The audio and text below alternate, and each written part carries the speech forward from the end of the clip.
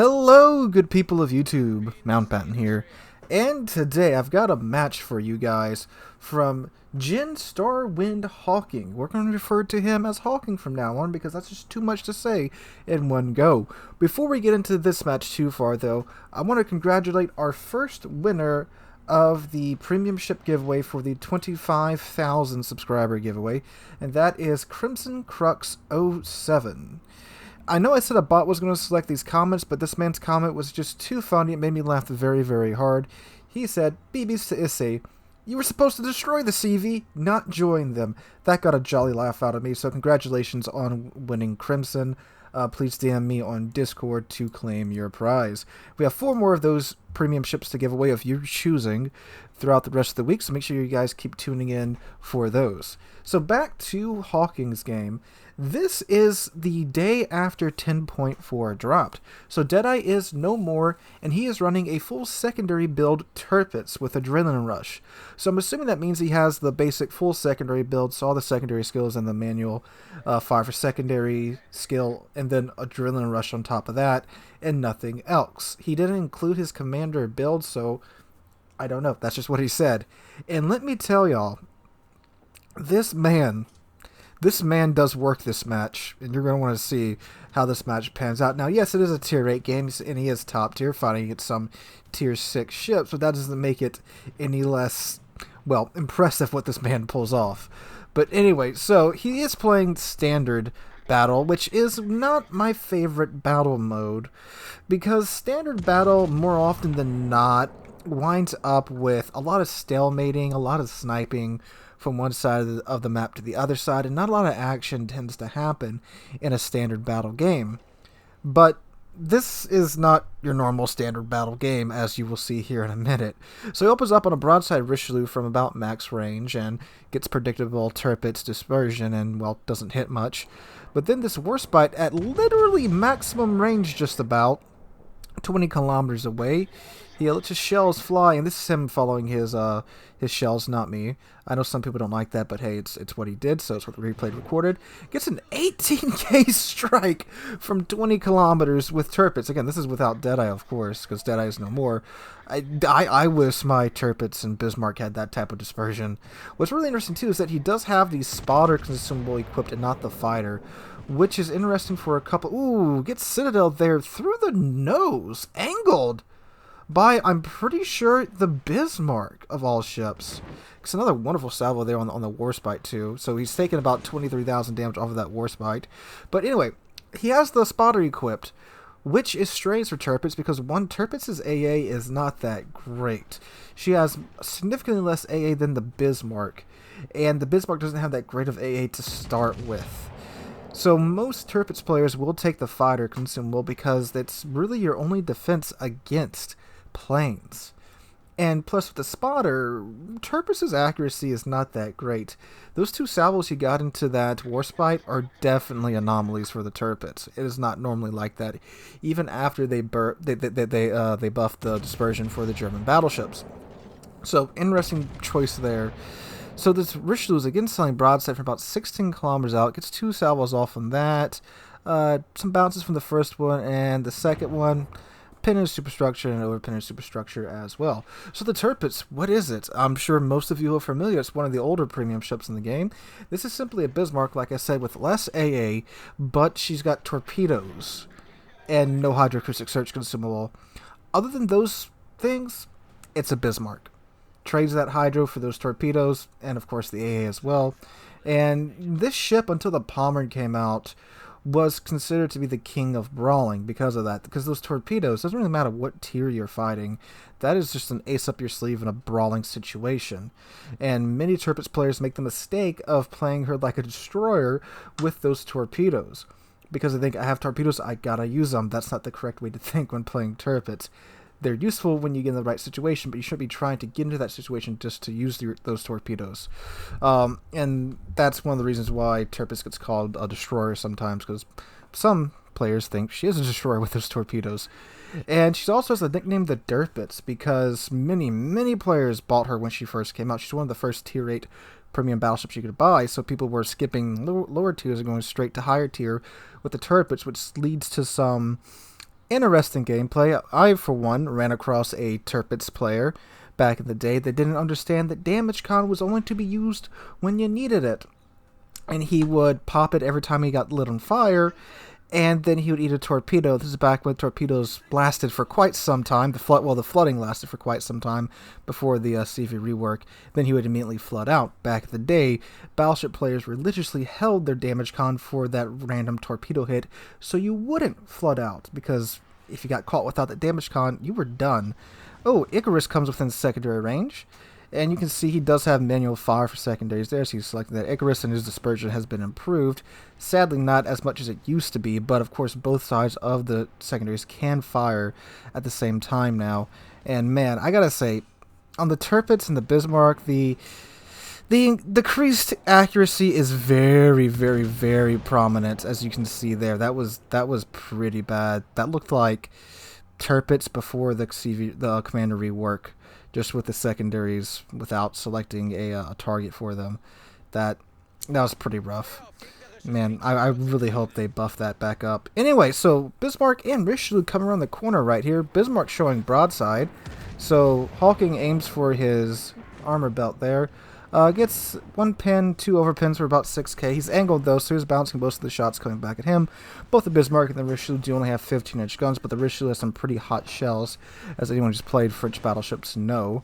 But also the Bismarck is tactically blocking the Richelieu from shooting at Hawking, because the Richelieu would have to shoot through his Bismarck to shoot at Hawking. And up until now, where he's clearing his front guns, well, his only guns, because it's a Richelieu. Ooh, pretty big hits there from the Richelieu. Again, with those faster and higher velocity shells, they can cut through the German armor pretty efficiently. But his secondaries are having a field day right now. Now, he does not have Lucians, so he won't get a boost for 100 secondary battery hits, unfortunately. If he had Lucians, oh my god, this match would have, well, I don't want to spoil it, you'll see. So Bismarck selling out, takes aim at the superstructure of the Bismarck, and gets a pin, and then 3 bounces off of the turrets. If he had aimed a little bit higher, he probably would have cleaved the solid 8 to 10k off of that Bismarck just through the superstructure hits. But he doesn't take too much damage out of that engagement, and he decides to leave them be. And look at this Z31 just sneaking up around this corner right now, trying to get on this Hado right here. So if you look at the match right now, teams are pretty even. Hawking's team's up about 10 points right now. They're down 2 DDs. The enemy team's down a DD and a cruiser. So pretty even so far. Now, what is interesting too is that the eastern side, which Hawking is on, is pushing quite hard. Thanks to Hawking. He's leading the charge here, was very eager in getting into this area, which was normally where the C cap is out, or the B cap is out in this match. I don't remember which one's which. And now the enemy team is also pushing pretty equally as hard on the other side of the map, on the western side. They're pushing up through where would normally be either the B or C cap. I don't know. They're all just circles that I sailed to on the map. So again, this is right after 10-4 is getting removed. However, these are tier 6, 7, and 8 ships.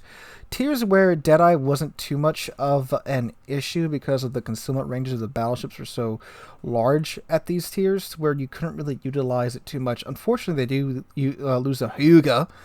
But the friendly team returns the favor by taking out a Leander. And Hawking's secondaries get going on the Z31 over there. But the Richelieu is also sailing toward Hawking right now, trying to run away from the Dunkirk. That's a pretty weird thing, seeing a Richelieu run away from it. Oh, never mind, there we go. So that's what should happen, because the Richelieu can go straight through the Dunkirk's bow armor. And unfortunately, the friendly York went down as well. So Hawking gets out some predictive torpedoes there on the Richelieu. Now, normally I'd say this is a bad move in Tirpitz, using the torpedoes this far out, because this is really pushing the range. They only have a 6-kilometer range, but works out perfectly for Hawking. Perfectly hits the Richelieu with all 4 torps. Well, with enough to sink him. The 4th torp wouldn't have done much because the 3 torps sunk him. Then he gets 1 turret out on the Bismarck, because the other turret gets knocked out, and beautiful shot there into the deck of the Tirpitz, and goodbye Tirpitz. Where's my man's double strike game? That should have been a double strike. I think it's within 30 seconds of sinking one ship, you sink another ship, and it's a double strike. If that wasn't a double strike, that should have been like 30.7 seconds or something like that. Darn close. Takes a bit of a long shot at the Z-31, who's protecting the enemy cap from the Haida. Fortunately, the Mahan takes out the Akatsuki, and now things aren't looking so hot. Hawking's team is down to 6 ships. The enemy team still has 7 ships remaining. And the enemy team's a lot more together. They aren't as spread out as Hawking's team. They're a lot more unified in their push. They've got overlapping AA, the Massachusetts Bees covering the Akatsuki, and the Warspite from the enemy CV. Meanwhile, if you look at Hawking's team, you got a Monarch by himself, you got a Monarch up north by the CV, you've got Hawking with the La Galosonere and the Haida down here. So they're pretty spread out, and they don't have very decent AA coverage in a CV game. So right here, this is one of Hawking's bigger mistakes this match. He loads HE and starts firing at the Nelson. Now, any other tier 8 battleship with bow armor above 27 millimeters or 26 millimeters, this would have been the appropriate move. But the Nelson has 25 millimeters of bow armor, which means that Hawking's Tirpitz's 15-inch guns can go through it. However, it pays off with this shot right here. He catches the Z-31 with his broadside to him and manages to hit 2 HE salvos on the Z-31, breaking something, probably the engine, and getting 2 good pins. So pays off there. However, he does keep it loaded for a little while longer. I'm not sure if he just didn't remember or it's just escaping him at the moment. Hey, we all make mistakes, but it is one. So anyway, the Nelson's is coming into... Oh, also, with the Nelson, it's got the Nelson super heal, so all this fire damage that he's potentially doing to the Nelson with this HE is just going to get 100% repaired. So it would be, again, just tremendously better if he'd been firing AP this entire time at the Nelson. But he does have him selected with his secondaries, too.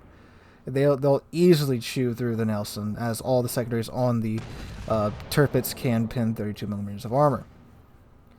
And the Nelson doesn't have 32 millimeters of armor, so can definitely take care of the Nelson. So he's gone over and switched over to AP. I'm not sure if he just remembered, or maybe he was keeping HE loaded for the DD. I don't know. If you're watching Hawking, let us know in the comments down below. But anyway, he's got AP loaded now. And ooh, there goes the friendly Haida. The Nelson made sure he died. Now he does aim at the superstructure of the Nelson, but with the Tirpitz's dispersion, a couple of shells go into the bow of the ship, and he gets a good pin out of that. So now the Nelson is closing distance on the Tirpitz, which is a pretty big mistake in any ship when dealing with a Tirpitz. You tend to want to keep them far away from you and not within, well, their torpedo range for several reasons. But then the Nelson goes and does this of all things, which is not something you want to do in a Nelson. At first I thought he was going to angle his armor and try to bounce Hawking's shells, but no, just shows the man his broadside and goodbye, Nelson. Okay, so situation update. Up north, the enemy is seconds away from capping, and the friendly CV is not resetting or spotting whatever ship is in the cap and capping. That's not a good thing. However, the 2 friendly Monarchs are beelining for the cap to try and get in it and try to contest it. So, yeah. Enemy Team 2 has a significant ship advantage now. Hawking's team is down to 5 players. The enemy team has 6 players. And they still have 2 DDs versus Hawking's team with no DDs. So, yeah, not a good situation here. Hawking does a very good job here, however, of slowing down and throwing off these Z-31's torpedoes. So, good job there. Unfortunately, the Vesser has decided that he wants to play with Hawking. And Hawking's done a pretty good job of maintaining his health throughout this match. He's pretty healthy, still has 2 heals left, is at 3/4 health, but again, when the CV comes to town, there's not much you can do about it. But thankfully, that one bomb just barely misses his Tirpitz, and now he's got the Z-31 to play with right now. Loads HE, man's definitely got the correct ammunition choice down for the most part. Again, with the Nelson, I'm not sure if he loaded HE for the DD. I'm thinking that's what happened. Well, that's what happens, because if you watch the rest of this replay, the man's on point with his ammo selection. So, ooh, there goes one of the friendly Monarchs, which leaves 1 Monarch versus a Massachusetts B, a Mahan, a Vesser, and a Warspite. Ships that a Monarch cannot handle by itself, even with the support of the Ranger. Oh, there we go. Oh, Oddball gets taken out, and there goes the Monarch. So now we are down to Hawking and his Tirpitz, the Ranger, and the La Garçonnere. And that's it for the friendly team. enemy team's up almost 200 points on the friendly team at this point, and this isn't looking too hot at all. They still have a Massachusetts alive. That's a darn good battleship, and a CV, and a DD, well, 2 DDs, and 1 DD's down here to spot the enemy. Well, spot Hawking and his Lagado Sonere for the enemy team, and here comes the CV too. And they have a Warspite. Warspite's a really good Tier 6 premium ship. She has 15-inch guns. They are very accurate 15-inch guns, and it's normal battleship AP. It's not British BB AP. So the Warspite hits like a friggin' truck. Has decent armor too, but again, Hawking's 15-inch guns can overmatch his bow armor. And it doesn't really help that when you sell broadside like that too. I mean, like, again, it's got good armor, but it can't do this, obviously. But again, German dispersion takes over, and the Warspite only eats 2 shells there. His torpedoes are about to reload too, so he's got that to fall back on as well. Man's up to 137,000 damage and 3 kills so far. And now he's being chewed into by the Z-31, who's chilling in a smoke screen, so he's not being spotted while he's doing that. So he's got secondaries firing at the Warspite. Gets high caliber there too. Warspite still continuing just to sail straight, no, not straight toward him, but showing Hawking plenty of broadside at this point. I think they might be a little overconfident in their victory. I mean, they do only have 3 minutes to go before they win. Well, not even 3 minutes to go before they win. They're about to cap the friendly cap too. And the friendly CV's trying to delay that for as long as possible. He's laying into the Massachusetts and the Vesser with his planes, which means he's kind of throwing away planes. And Hawking just took out the Warspite there as well. But the Lagado Sonere just got taken out by that Massachusetts over there. So now Hawking has everybody's attention at this point. The Massachusetts, the 2 DDs, and the CV. He's the last surface ship on the team besides the CV, who's currently probably undetected at the moment. So he's got to reset the Massachusetts, reset the Vesser, try not to, ooh, gets a citadel on the Massachusetts. Dang, lucky shot there. And deal with the Z-31 behind him all by himself now. So they're outnumbered 2-1 at this point. And again, he's got Tirpitz's AA to fight off a CV, who's pretty much just going to be targeting him at this point. Oh, speaking of DDs, there's the Mahan right there. Pops up 6 kilometers away from Hawking. Hawking taps the Massachusetts in the superstructure, gets him down to 405 health. Massachusetts probably only a couple seconds away from popping that hill because he's got that rapid cooldown time on his damage con and that improved American battleship hill, so he needs to take him down sooner rather than later so he doesn't have a chance to pop that. There's torpedoes from the Mahan. There's torpedoes from the CV. There's AP from the Massachusetts. Gets Kraken unleashed at this point. So now he's in between the 2 caps. Got the Vesser in front of him. Got the Mahan in front of him too. Got the Z-31 behind him. Man at this point is using every aspect of his ship except for the torpedoes to fight the enemy team. Using his rear turrets at the Z-31. Getting his front turrets up at the Vesser. Got his secondaries on the Vesser. Got his secondaries on the Z-31. Mahan's probably about to pop up here too. Man paid for the whole ship. He is using the whole ship at once at this point, in between the 2 caps. Yep, there's the Vesser now. Just about every armament on this ship is being used. There's Confederate 2. It's up to 195,000 damage in a Tier 6 game. So Mahan, just within his secondary, well, not just within his secondary range, well within his secondary range, gets a kill on him with the main battery guns. The Vesser dropping on him there. It's down to 16k health. Has his secondaries going the Z-31 and the Vesser at this point. The Vesser's at 8k. I'm sorry, the Z-31's at 8k. Vesser's right in front of them too. Man's at 6 kills at this point. Vesser's down to 3k now, 2k now. Secondaries are constantly chewing into it. Ranger's coming in to fight the Vesser with his, I think, like, what, 2 secondary guns on the Ranger. There goes the Vesser. Man is at 7 kills with 55 seconds to go. His ship is on fire. Almost dodges those torpedoes. Down to 8k health now. Just one more good run from the Vesser will do him in. And then the Z-31 could probably just outgun the Ranger, so it's not over yet. He gets AA Defense Expert in the Tirpitz. Z-31 comes out guns blazing to try and finish off Hawking in his Tirpitz here. Hawking's heel has come off cooldown. I don't think he's realized it just yet. Sees the torpedo coming and thinks, oh crap, I may want to pop my heel now. That's almost could have been way worse than that. And Z-31 sails on, trying to gun down Hawking's Tirpitz. Hawking gets his rear turrets out on the Z-31. Gets an overpin, of course, because battleship guns. Fires his last salvo from his front turrets with 7 seconds remaining in the game. Gets his 8th kill for the match. 8 kills. Man just sunk 3/4 of the enemy team by himself. Obviously with some help from his team along the way, but 8 kills in a Tirpitz. Talk about a carry. 204,000 damage done in a Tirpitz. And then on top of that too, the final results for this match netted 210,000 damage in the Tirpitz. Final results for this match netted him 3,000 base XP. Man did have some modifiers on him. Unfortunately, he didn't have any of the super modifier flags, so his net XP is 5,000. 210,000 damage done. 210,000 damage done. 550,000 credits for the man's troubles. Man gets 6 awards in the match. 8 kills in the Tirpitz without a 21-point commander, just with a secondary build plus Adrenaline Rush. Good job, sir. A very wonderful match. A very just entertaining match to watch too.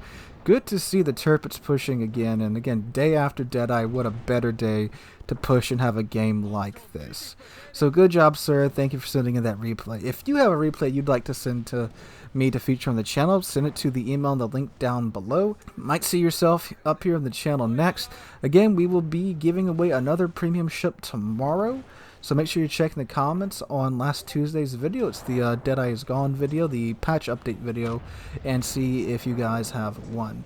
Thank you guys for watching. Hope you guys enjoyed. If you did, make sure to drop a like and comment and subscribe to the channel. We're on our way to 30,000 subscribers now. You guys have done a very good job of getting us very, very, very well on our way to that goal already. Cannot thank you guys enough for that. Hope you guys are having a wonderful Wednesday. Hope to catch you guys in the next one.